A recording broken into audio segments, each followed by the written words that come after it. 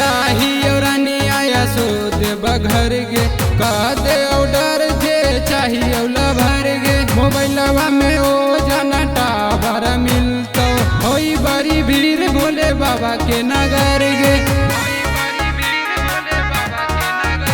आगे चाहिए रानी आया सो देव घर गे का दे ऑर्डर जे चाहिए भर गे मोबाइलवा में ओ जाना टावर मिलतो होई बड़ी भीड़ भोले बाबा के नगर गे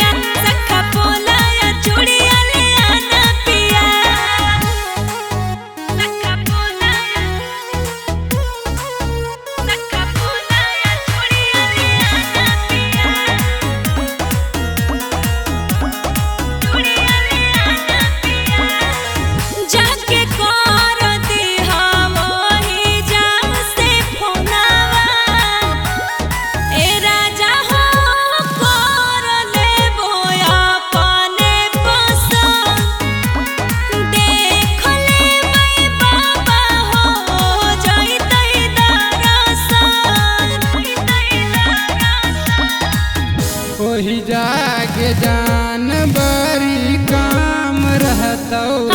रहिया में जाम रहता रहता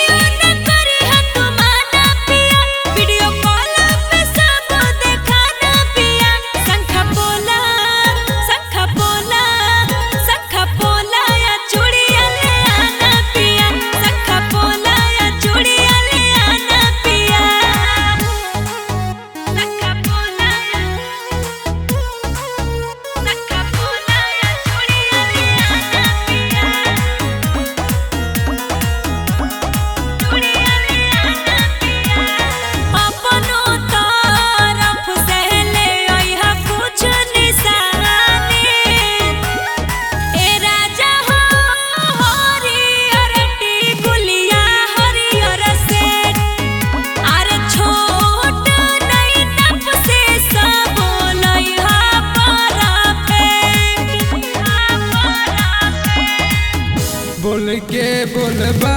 मरते दाम रहबो